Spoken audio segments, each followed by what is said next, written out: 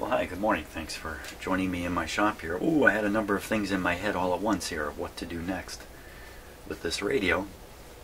And then I remembered, hey, the last thing I said on the last video was I got to replace the string on this, get this dial pointer going so I can get into doing a little bit of alignment here.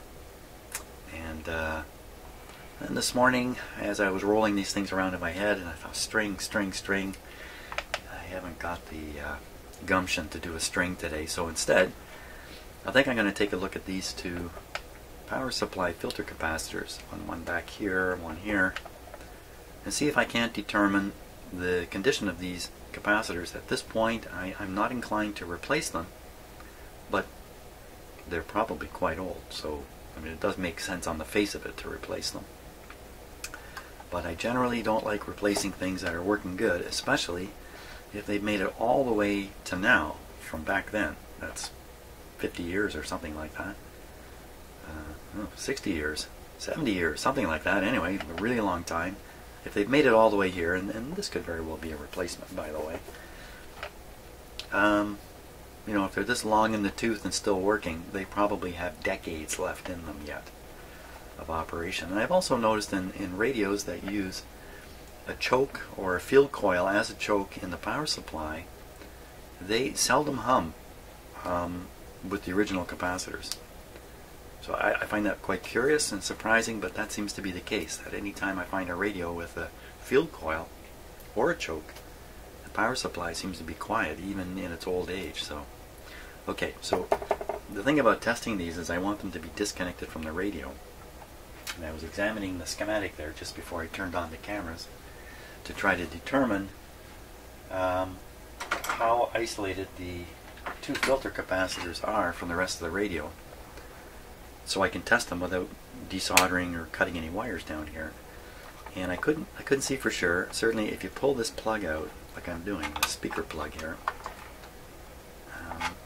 that certainly interrupts a lot of the high voltage circuitry. In fact, this is even wired to act more or less as a switch. I don't know if you can see that in the camera or not, but there's a jumper right there between these two pins. So you pull this plug out, these pins come out, a circuit is opened. And that, I believe, is the negative side of the power supply, or the B- side. Whether that has successfully completely isolated away these capacitors so they can be tested as they are, I don't know. So I'm going to start by looking for continuity anywhere from these capacitors. So just around that.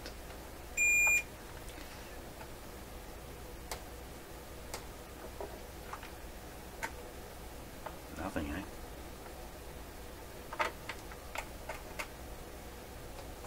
That's pretty good. Now the other one. The other one is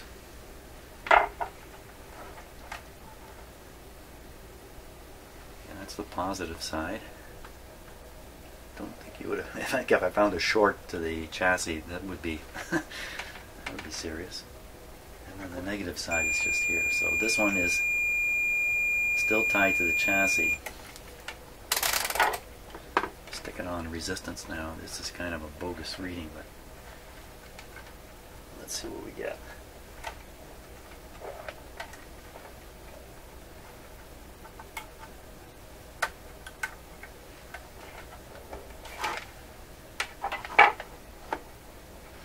Looks like we have nothing on that one.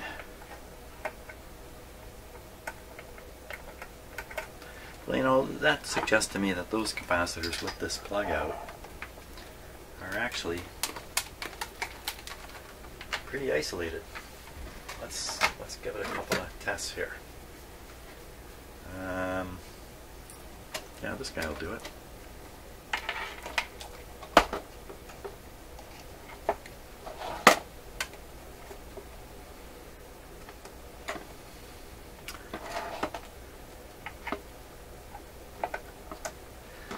I'll just use a few meters here and see what they say. You have have to imagine that these capacitors are a little bit leaky. They're electrolytic. They're leaky from the start, as compared to jeepers.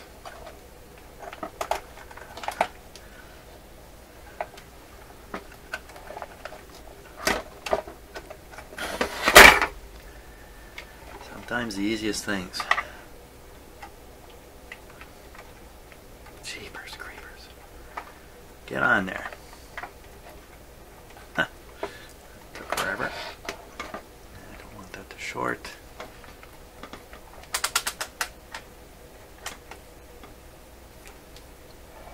Okay, so this is on the 1000 microfarad scale, if that matters. Just let it kind of settle down there for a minute. Meanwhile, I'll take a peek at the schematic here. And one of these is a 15 and the other one is a 25. So, I mean, you can guess by the physical size which is which. So I think this should be the 25 and it's showing 41. How do I know this is really a 25 and not a 41 in here?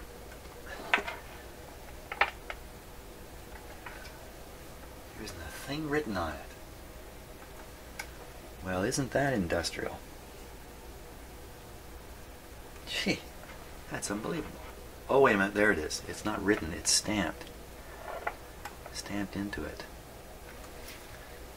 There's a little cardboard box here. Where did my good old flashlight go?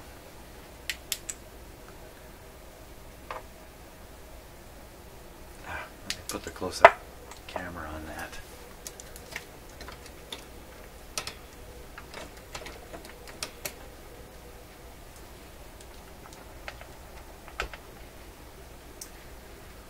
Okay, we're on autofocus, I'll leave it that way. And we're upside down. Hey, here's a trick. Huh, just turn the camera over.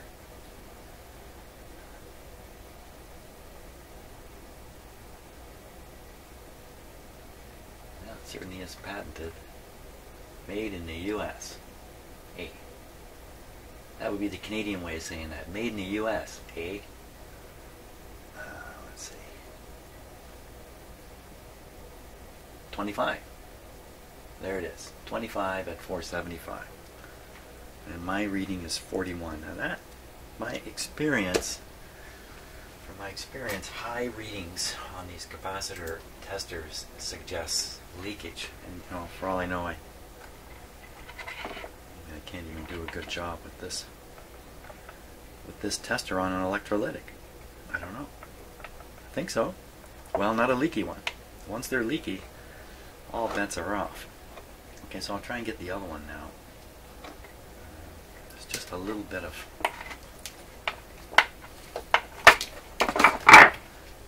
wire exposed. Oh, where does it go? Follow the lead wire to its terminal. It's right there. I could actually get at this from the plug.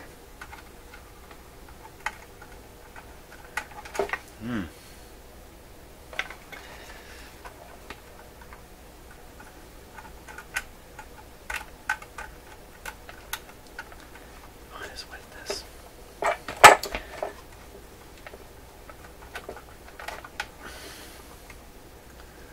Okay, I think that'll do. I think that'll do the trick.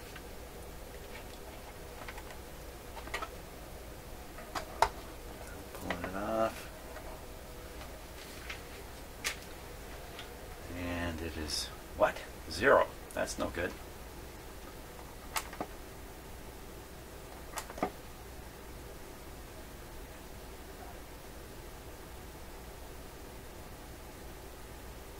So maybe I've done something wrong here, because that's crazy. This should be reading 15 out here.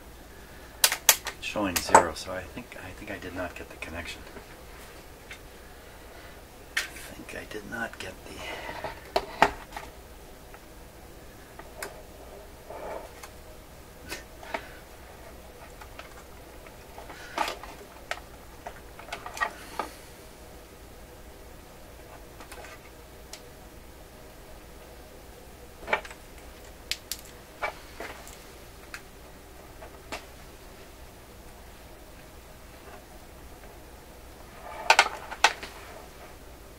this should be easy as pie. There's actually a... Well, once again, I can't get my fingers in there.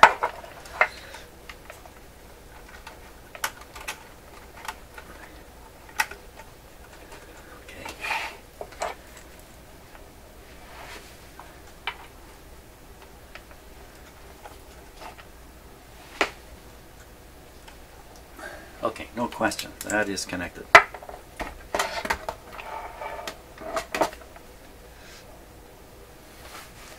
Should read 15. It's reading 30.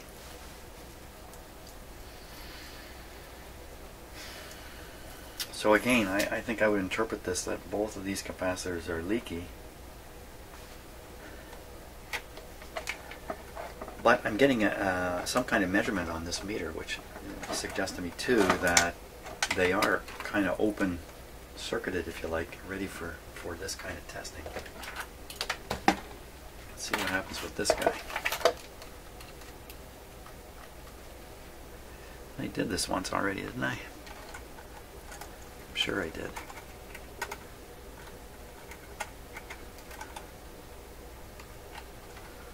No harm in repeating things.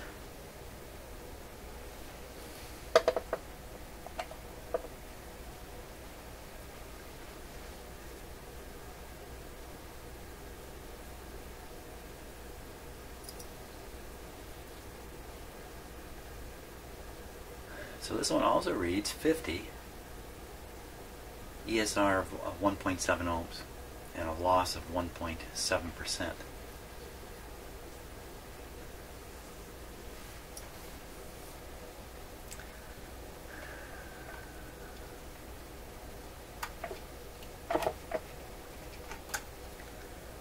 The other one,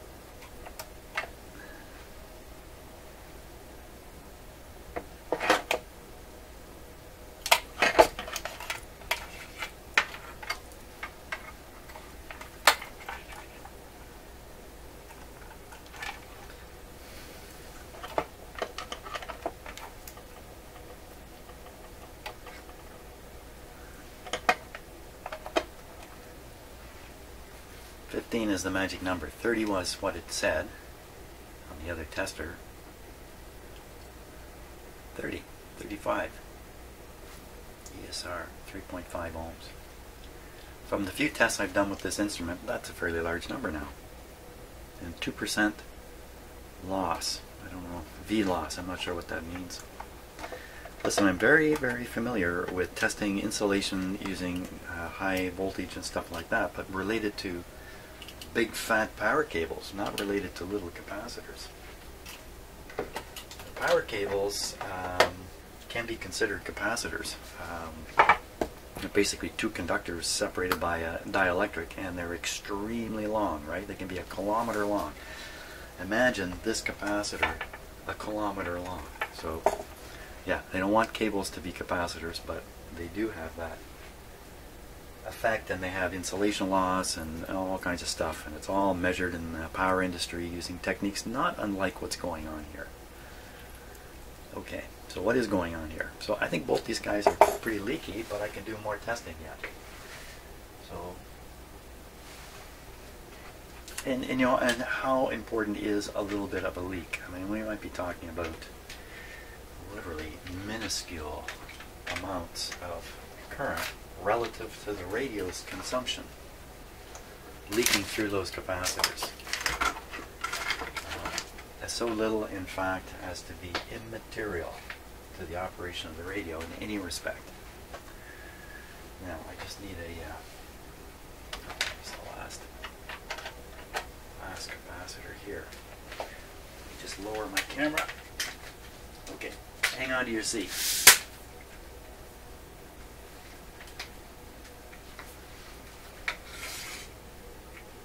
There we go.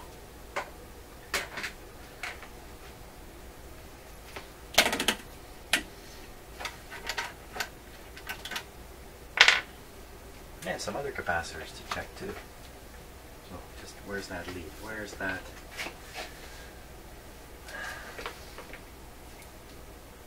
Can't be running out of leads already. Okay, I'm going to steal one. right off my bench here. So I will hook these clips up to the big capacitor over in the radio, just as I've been doing.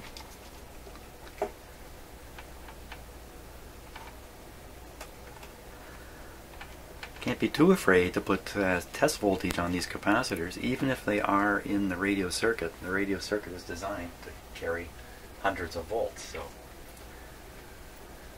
okay.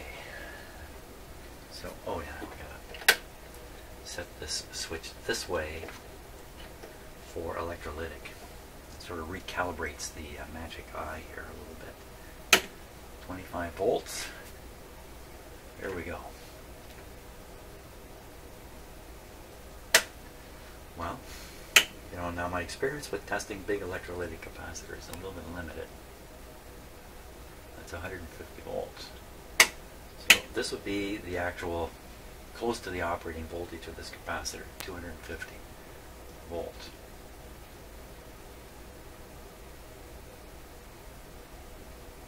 Takes a while for the charge to stop flowing into the capacitor, and all you're left with is the leakage. And look at that, the eye's opening right up. So now I have quite a few indicators that these capacitors are actually not so bad. At least that one. I've got to leave it on there and discharge it for a minute. When I let go of this switch, the leads here are shorted and the capacitor is discharged. Put this back to 25. Okay, we'll move over to the other capacitor now.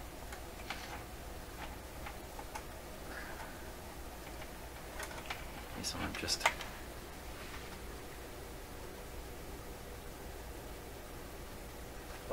okay. I can't remember how to work my cameras here. It's easy. Just move the camera.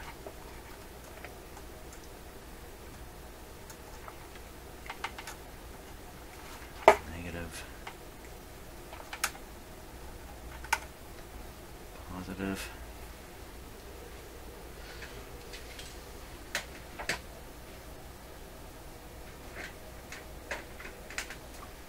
Okay,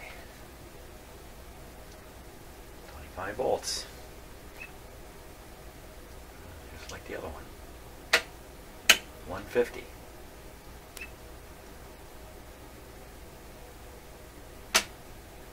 $250.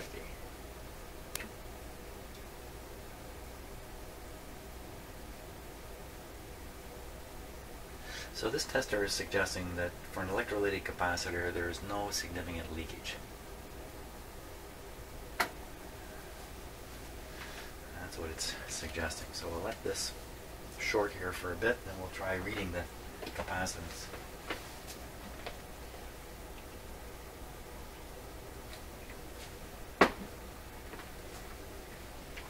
Now you can't short out capacitors, especially electrolytic capacitors, briefly. You know, just short the leads. You can see the nice spark. That will bring the capacitor voltage right down to pretty much zero, but a moment later it'll start rising again as more charge leaks out of the insulation. That's how I look at it. It's not quite true what's going on, but you can think of it that way, that the charge is in the dielectric. Okay, that's got to be ready to go. So this one is going to be a fairly large one, 0.1 to 50. Okay, so that's the right range. Now, you know, turn this till the eye opens.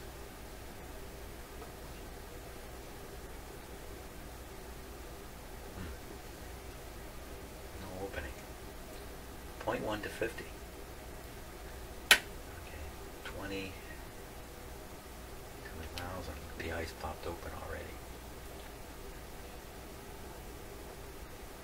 Well, it's clearly a spot here. Okay, so right there, what do we read on the we're on the 20 to 1,000 scale. 20, which scale is that? 20, it's this inside scale. 20, 25. So I've measured the 25 at 25. Is that right? 25? 25? 25? Is that the right? I'm confused myself now. Let me just check. I'm just peeking here. 25. 25 dead on. Isn't that something? You believe it? So the other testers are reading essentially double. This one, I got this right. I can't believe it. 20, 25. It's like dead on. Oh man, thumbs up for the Heathkit condenser checker. Okay, let's try the other capacitor now. This is really interesting. This is unexpected to a large degree. To me, I thought it would come up and say the same as the other two. Okay, let me get this connected here. Wait. You can see the exciting clip lead process. You know what? It's the same as here. It's the same as connecting it here. For crying out loud, the positive terminals on both of these capacitors are tied together. That's right. I remember seeing that. Hey. Wait a minute. Now, wait a minute. Now, wait 1 minute. They can't be tied together. How can I get different readings? You know what? I'm going berserk here. This doesn't... They really do appear to be connected together. How can you have this? How can you have these two things permanently tied together parallel? Because they're not tied on the negative. That would be why. One is tied permanently to the chassis and the other one not. Okay. Anybody following this? Sometimes I'm babbling away. You know, I'm thinking to myself out loud. So I don't necessarily think with the public clarity that might be required in a video like this for people to understand what it is I'm babbling about, including right now. Okay, ready on the button? No, not too many. Wake up, man. See, I'm all discombobulated. So this one is supposed to come out at 15. Of course, that's less than 20. Let's go down here.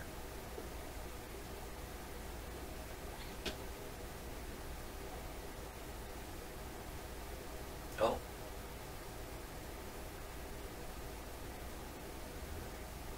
Wow, you can just fly right past it there. Okay, so we're on the 20, we're on the 0.1 to 50. So it should end with a 50. Here it is, 50. And where is it? 50, there's 10. So it's reading about 22 on there. 10, what is that, 10? How's this work? 10, 20, 30, 40, 50, 10, 15, 20, 25, 30. Okay, so that's 10. Oh, you know what? It's 15. It's reading 15. Holy smokes. So, I'm stunned. The Heathkit checker is getting the correct readings from these two capacitors, which is kind of flooring in the first place, considering how old these things are. Assumably, they're as old as the radio. And even if they're replacements, they're old replacements. And, wow, there's a lesson and a half. Look at this. Just watch this. Watch this. I gotta show you this. And you gotta listen very carefully. Okay, so what I'm gonna do, I'm gonna show the Heathkit checker, the modern device that's trying to replace it. Look at that. Oh, it's laughing at it. The old technology. You know what? It's the old guy with the experience laughing at the young buck who thinks he's so fancy. Okay, lots of lessons learned there. Lots of lessons learned there. And I think the bottom line is leave those capacitors in there, because if I pulled out new capacitors, they wouldn't test much different than these ones. So I'm going to leave this hanging out because, you know, as usual, I'm trying to delay every decision, the permanence of every decision. If there's permanence, I try to delay it. That's why I lived with my wife for 5 years before we got married. No, that's not really true. But yes, I do try to delay permanent moves. I think that's a smart thing to do. Until you can't delay it any longer. Okay, so capacitor is good.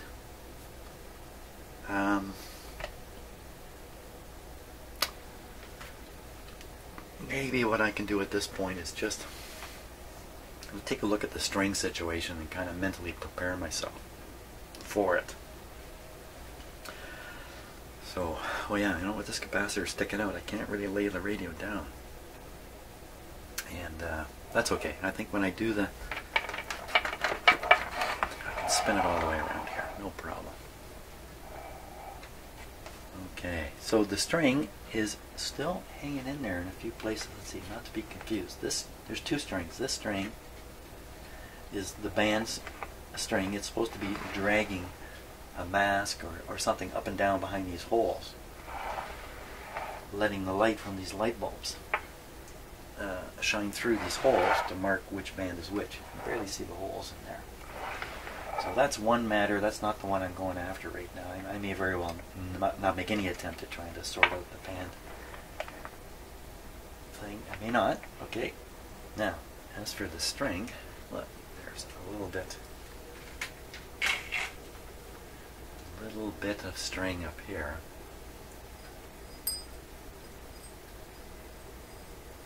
Well, this is not, well, it is actually telling me something. It's telling me that the string comes out this hole. Oop, oop, oop, oop. Yeah, the string's coming out this hole. So I'm going to leave that in there. Up on top here,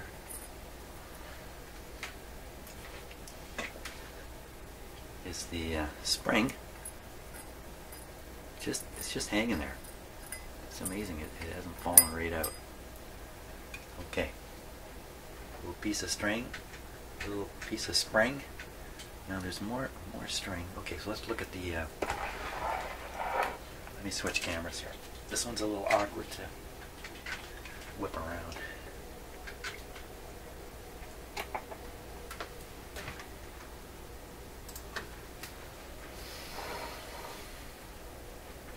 So there's a piece of string just here, just laying there. Actually, it's dragging over the magic eye.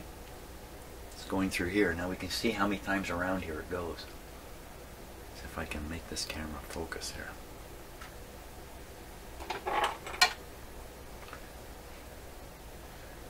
The autofocus is really a hassle when you're doing this kind of stuff. There we go. So this looks just pretty much like once around. And usually these things are going twice around.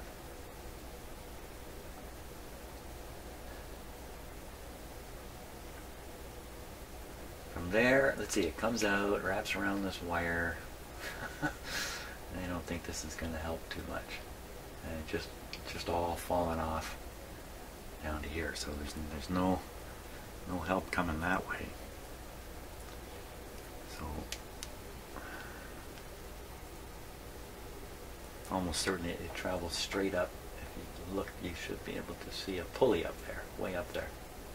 And then you can see the wheel for the capacitor all lining up there.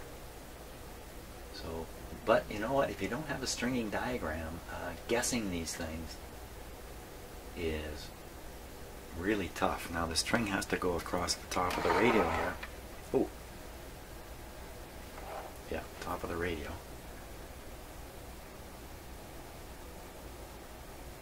It's got to go behind here because it's got to pick up this pointer. How's this pointer done? I've never moved the pointer yet. Where is it?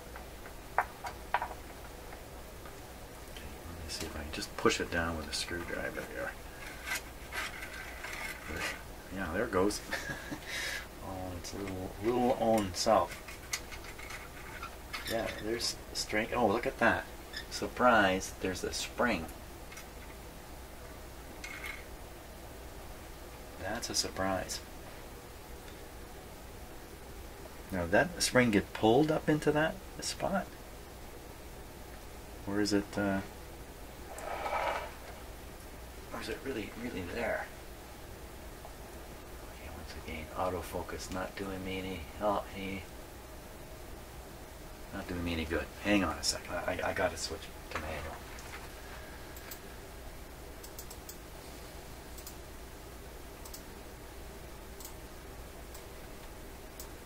Okay, one more click here. And another click here. Just bring it in a little bit like that.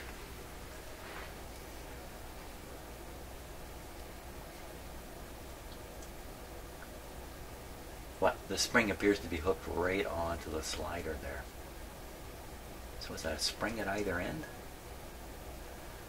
You can see the string just broke out in the middle of nowhere. The other end is the part that actually comes up around this wheel. You see, so this part of it is actually still from the wheel here downwards. It's still in its right position. That's me tugging on it there. See, if I'm lucky, I can get much of the whole thing figured out without even looking at a diagram here. So look at the problem with this though. Here's the string. Which way does it go? You know, does it go around this way or go around that way? Yeah. It's just about impossible to do these without a diagram. Okay, let's look and see. I can't remember if there was a diagram or not.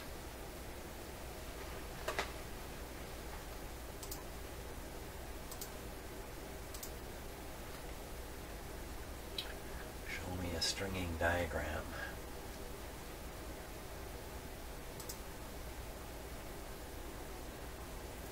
Phooey. So I have some other ways to search for stringing diagrams, which I'm going to have to do now and see if I really can find one for this radio. That's disappointing. I'm looking at it again and again here, just in case they snuck it in where my eyes haven't found it yet. Okay.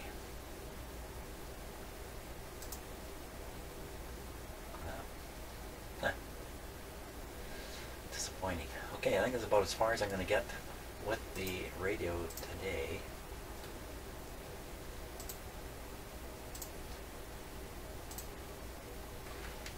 Well, I think that's about as far as I'm going to get with the radio today.